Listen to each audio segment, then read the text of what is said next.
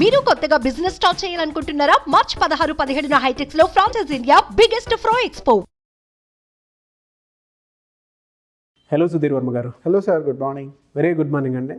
Last time through WhatsApp ఏ విధంగా business చేయొచ్చు అనే దాని మీద ఒక ఐడియా ఇచ్చారనమాట. దాన్ని యూజ్ చేసుకుంటే ఇవాళ పిల్లల దగ్గర నుంచి ఇంట్లో ఉండేటువంటి మహిళలు కానివ్వండి, లేదంటే బయట ఎక్కడైనా ఆఫీస్లో కూర్చొని టైంపాస్ కూడా బిజినెస్ చేసుకునే విధంగా ఆపర్చునిటీస్ ఈ విధంగా ఉన్నాయని చెప్పేసి ఒక ఇన్ఫర్మేటివ్ వీడియోని మీరు చెప్పడం జరిగింది. అయితే కొంతమంది వీడియో కింద కామెంట్ బాక్స్లో మెటా బిజినెస్ అనేది ఏ విధంగా ఉంటుంది, స్ట్రక్చర్ ఏంటి అని చెప్పేసి అడిగారు అనమాట. Meta business is nothing but జనరల్గా ఫేస్బుక్కి ముందు నుంచి బిజినెస్ అనలిటిక్స్ ఉన్నాయి సార్. అయితే రీసెంట్గా మెటావర్స్ అనే ఒక కాన్సెప్ట్ స్టార్ట్ అయింది, which is a virtual world. ఈ వర్చువల్ వరల్డ్ ఏంటంటే జనరల్గా మీరు కారు కొనుక్కుంటారు, కారు కొనుక్కోవడానికి 5 లక్షలు 10 లక్షలు ఖర్చు అవుతుంది. మనం ఆల్టర్నేటివ్గా మనతో పాటు ఇంకో వర్చువల్ వరల్డ్ని క్రియేట్ చేస్తున్నాం. వర్చువల్ వరల్డ్లో కూడా మీరు కారు, బట్టలు, ఇళ్ళు, రోడ్లు అన్నీ కొనుక్కోవచ్చు. దానికి కూడా యాస్టీస్గా అమౌంట్ పే చేస్తున్నారు. మీరు వర్చువల్ వరల్డ్లో కారు కొనుక్కోవడానికి కూడా 5 లక్షలు 10 లక్షలు ఇవాళ డబ్బులు కలెక్ట్ చేస్తున్నారు. ఈ వర్చువల్ వరల్డ్ దీన్ని బేసిక్గా మెటావర్స్ అంటారు. ఈ మెటావర్స్ని బ్యాలెన్స్ చేయడానికి, వాళ్ళ కంపెనీ రెప్యుటేషన్ దానికి ఈక్వల్గా మ్యాచ్ చేయడానికి ఫేస్బుక్ వాళ్ళ కంపెనీని మెటాగా మార్చింది. జనరల్గా ఇంతకుముందు జరిగే ఫేస్బుక్ బిజినెస్ అంతా ఇప్పుడు త్రూ మెటా బిజినెస్ అని జరుగుతుంది. అయితే ఫేస్బుక్ వాళ్ళు చేసిన 2 చాలా తెలివైన పనులు ఏంటంటే సార్, వాట్సాప్ని పర్చేస్ చేసుకోవడం, ఇన్స్టాగ్రామ్ని పర్చేస్ చేసుకోవడం. ఫేస్బుక్ యూజర్స్ వాళ్ళు తక్కువ కంపారిటివ్లీ ఇన్స్టాగ్రామ్ కన్నా. ఫేస్బుక్ యూజర్స్ తగ్గిపోతున్నారు, ఇన్స్టాగ్రామ్ యూజర్స్ పెరుగుతున్నారు. ఎందుకంటే ఫేస్బుక్లో రిపీటెడ్ డేటా వస్తుంది, ఫాల్స్ ఇన్ఫర్మేషన్ చాలా ఎక్కువ వెళ్తుంది. ఇన్స్టాగ్రామ్లో అది ఇంకా అంత ఎక్కువ లేదు, ఫ్యూచర్లో పెరిగే అవకాశం ఉంటే ఉండొచ్చు. చాలా అక్యురేట్గా 1 minute videos, photos, little content మాత్రమే ఇన్స్టాగ్రామ్లో ప్రమోట్ అవుతుంది. సో దీనివల్ల ఏంటంటే ఇన్స్టాగ్రామ్ యూజర్స్, వ్యూవర్స్ చాలా ఎక్కువ మంది అయ్యారు.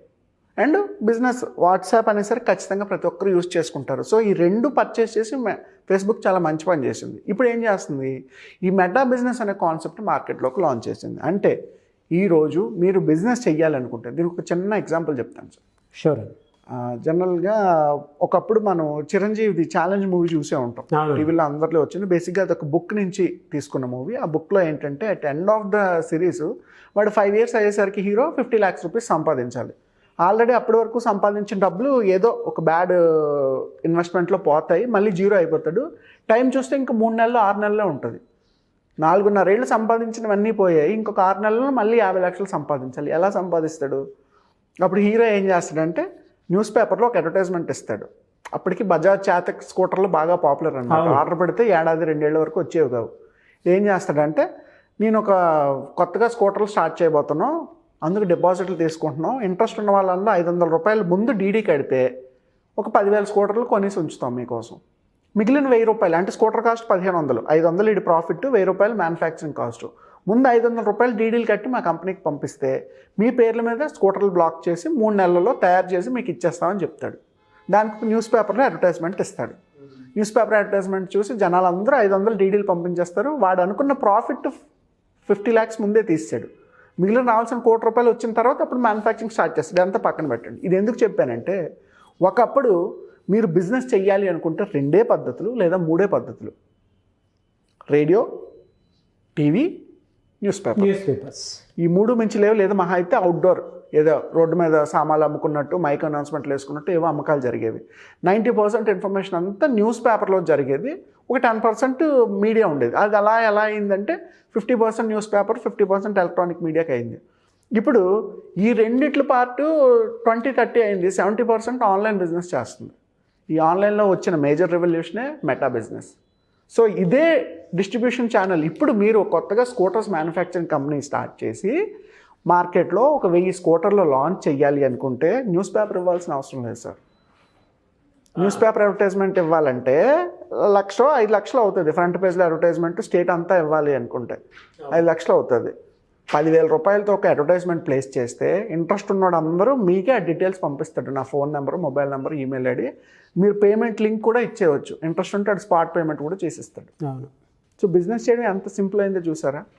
న్యూస్ పేపర్లో ఇంత కష్టపడితే కానీ ఒకప్పుడు వాడికి 50 లక్షలు సంపాదించలే. ఇవాళ 5,000-10,000 రూపాయలు ఒక అడ్వర్టైజ్మెంట్తో మీ బిజినెస్ మోడల్ని బట్టి మనం ఇటువంటి అడ్వర్టైజ్మెంట్స్ మార్కెట్లో జనరేట్ చేసుకోవచ్చు. అయితే ఈ 2 చెప్పడానికి రీజన్ ఏంటి అంటే, బిజినెస్ చేయడం సింపుల్ అయిపోయింది because of the Facebook. Yes. ఈ మెటా అనే కాన్సెప్ట్ అందులో అడ్వాన్స్ ఏం చేస్తుందంటే, ఫస్ట్ ఆఫ్ ఆల్ మీకు మార్కెట్లో లీడ్స్ కావాలి, you can generate lead campaigns. లేదు ఓన్లీ అడ్వర్టైజ్మెంట్ మాత్రమే కావాలి, యూ కెన్ డూ దట్. లేదు వ్యూవర్షిప్ కావాలి మీ వెబ్సైట్కి లేదా మీ పేజ్కి, ఎక్కువ మంది క్రౌడ్ని అట్రాక్ట్ చేయాలి, అటువంటివి కావచ్చు.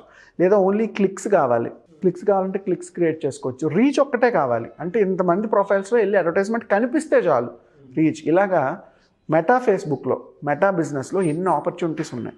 సో ఒక యాడ్ని మీరు ఎన్ని రకాలుగా జనరేట్ చేసుకోవచ్చు at the cost of even 2000 rupees also, at the cost of 5000 rupees also. ఒక న్యూస్ పేపర్లో యాడ్ చేయాలంటే ఎంత బడ్జెట్ అవుతుంది సార్? ఆ న్యూస్ పేపర్ ఎంతమంది చూస్తారు? అవునండి. ఆ న్యూస్ పేపర్ చూడని వాళ్ళ ఇళ్ళ పరిస్థితి ఏమిటి? ఆ న్యూస్ పేపర్ చూసేవాడి దాంట్లో మీ టార్గెట్ కస్టమర్ ఉన్నాడా లేదా? ఇప్పుడు మీరు ప్లే స్కూల్ రన్ చేశారు, ప్లే స్కూల్స్కి న్యూస్ పేపర్ అడ్వర్టైజ్మెంట్ వేశారు. ప్రతి ఇంట్లోనే ఆ పిల్లాడు ఉండొచ్చు, ఉండకపోవచ్చు.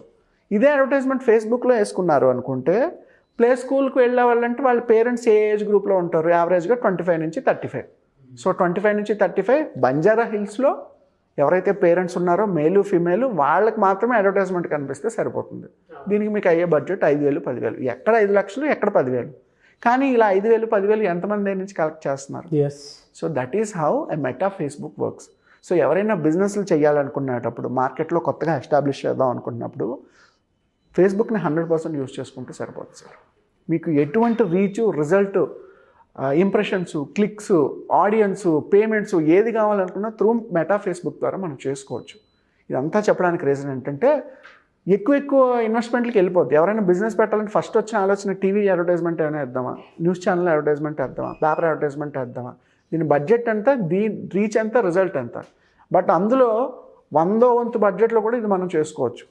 సో ఇవాళ అంత చేయడం ఈజీ అయిపోయింది. సో ఫేస్బుక్ని, బిజినెస్ని ప్రాపర్గా అనలిటిక్స్ని వాడుకుంటే ఇదే అడ్వర్టైజ్మెంట్ మీకు ఇన్స్టాగ్రామ్లో సర్క్యులేట్ అవుద్ది, ఫేస్బుక్లోనే సర్క్యులేట్ అవుద్ది. ఎవరెవరైతే రెగ్యులర్ బ్రౌజర్స్ ఉంటారో ఫేస్బుక్, ఇన్స్టాగ్రామ్కి, అందులో వాళ్ళ టార్గెట్ కస్టమర్స్ని ఐడెంటిఫై చేసుకుంటే అడ్వర్టైజ్మెంట్ వాళ్ళకి ప్లేస్ అవుతూనే ఉంటుంది.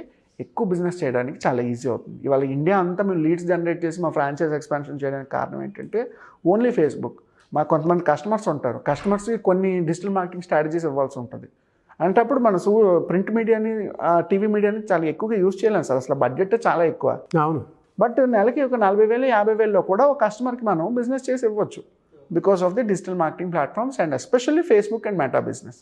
సో ఈ రెండు అనలిటిక్స్ని ఎవరైనా ప్రాపర్గా యూటిలైజ్ చేసుకోగలిగితే మార్కెట్లో బిజినెస్ చేసి తొందరగా రీచ్ అవ్వడానికి స్కోప్ చాలా చాలా ఎక్కువ.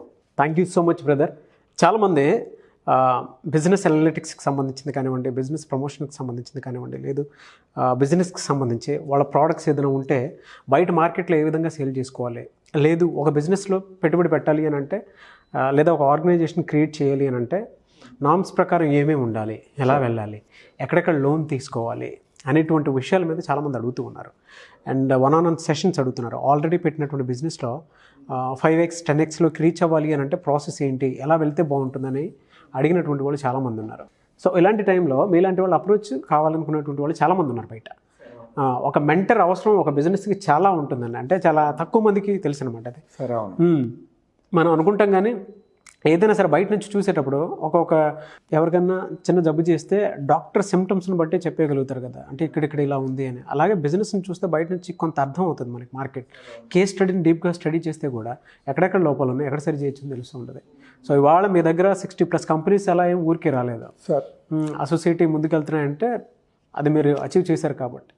సో మిమ్మల్ని అప్రోచ్ అవ్వాలి అంటే ప్రాసెస్ ఏంటంటే, అయితే సార్ మీరు చెప్పినట్టు ఈ బిజినెస్ రిలేటెడ్ సపోర్ట్ సర్వీసెస్ కానీ కన్సల్టింగ్ సర్వీసెస్ కానీ మనం బేసిక్గా 2 వేస్లో హ్యాండిల్ చేస్తాం సార్. ఒకటి 1-on-1 appointments and second thing is workshops. 1-to-1 appointment ఏంటి అంటే, ఇప్పుడు మనం ఒక వీడియోని డిస్కస్ చేయడానికి, ఒక ఐడియాని డిస్కస్ చేయడానికి ఒక 10 minutes టైం సరిపోయింది. బట్ ఫుల్ లెంత్లో దీన్ని ఎగ్జిక్యూట్ చేయడానికి 10 minutes టైం అనేది సరిపోదు.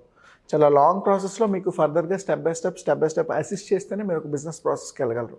సో ముందు అసలు మీరు బిజినెస్ ఐడియాని డిస్కస్ చేయడానికి, మీకు క్యాపబిలిటీని చెక్ చేయడానికి మనం 1-on-1 అపాయింట్మెంట్ తీసుకోవాల్సి ఉంటుంది. ఇది ఆన్లైన్ కానీ ఆఫ్లైన్ కానీ ఎవరైనా రావచ్చు.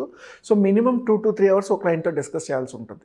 ఆ 2 to 3 hours వాళ్ళు ఏ లొకేషన్ నుంచి వచ్చారు, వాళ్ళ ఎడ్యుకేషనల్ బ్యాక్గ్రౌండ్ కానీ ఫినాన్షియల్ బ్యాక్గ్రౌండ్ కానీ ఏంటి, ఎంత ఇన్వెస్ట్మెంట్ పెట్టగలరు, దాన్ని బట్టి వాళ్ళు ఏమైనా వర్క్ ఎక్స్పీరియన్స్ ఉంటే అది ఏ రకంగా ఈ బిజినెస్కి యూజ్ అవుతుంది, వాళ్ళు ఏదో క్రియేటివ్ ఫీల్డ్లో ఉన్నారంటే ఎటువంటి బిజినెస్ ఐడియాలు అవసరం అవుతుంది, స్టార్ట్ చేసిన తర్వాత దాన్ని మార్కెట్లో అప్రోచ్ చేసే విధానం కానీ, నెట్వర్కింగ్ మెథడ్స్ కానీ, మార్కెటింగ్ మెథడ్స్ కానీ, సేల్స్ అని ఇలా చాలా టెక్నిక్స్ ఉంటాయి సార్. ఇవన్నీ డిస్కస్ చేయాలంటే ప్రైమరీ అప్రోచ్ 2 to 3 అవర్స్ మాట్లాడి ఫర్దర్గా వాళ్ళు బిజినెస్ పెట్టే వరకు మనం సపోర్ట్ ఇవ్వాల్సి ఉంటుంది. దీన్ని 1-on-1 అపాయింట్మెంట్ అంటాం. And apart from the appointment మనం ఎవ్రీ మంత్ కూడా 2 days వర్క్షాప్స్ కండక్ట్ చేస్తాం. Very good. ఈ వర్క్షాప్లో ఏంటంటే ఎవరైనా మీ బిజినెస్ పెట్టబోయేటప్పుడు అసలు మీకు తెలియాల్సిన విషయాలు కొన్ని ఉంటాయి సార్. కేవలం మీ దగ్గర మంచి ఐడియా ఉంది, మంచి డబ్బులు ఉన్నది మాత్రం బిజినెస్ ఎప్పుడూ సక్సెస్ అవ్వదు. నెట్వర్క్ ఏంటో తెలియాలి, మార్కెట్ తెలియాలి, సేల్స్ తెలియాలి, బ్రాండింగ్ టెక్నిక్స్ తెలియాలి. ఇవాళ క్రియేటివ్నెస్ ప్రతి సీఈఓకి ఉండాలి, ప్రతి కంపెనీ ఫౌండర్కి క్రియేటివ్ మైండ్ సెట్ ఉండాలి, నలుగురిని కలుపుకునే విధానం ఉండాలి, టీమ్ని హ్యాండిల్ చేయడం తెలియాలి, ఈ profit loss break even analysis ఇవన్నీ కూడా తెలుసుకోవాల్సిన అవసరం ఉంది. ఇవి తెలియాలి అంటే వర్క్షాప్ అటెండ్ అయ్యారనుకోండి, ఫుల్ లెంత్లో ఒక it's kind of mini MBA లాగా ఒక 2 days 3 daysలో కావాల్సిన ఇన్ఫర్మేషన్ బేసిక్గా స్టార్ట్ చేయడానికి సపోర్ట్ అంతా అందులో సరిపోతుంది. అక్కడి నుంచి మీరు బయటకు వచ్చి సాలిడ్గా మీరు అనుకున్న బిజినెస్ మొదలు పెట్టడానికి యాక్సెస్ ఉంటుంది.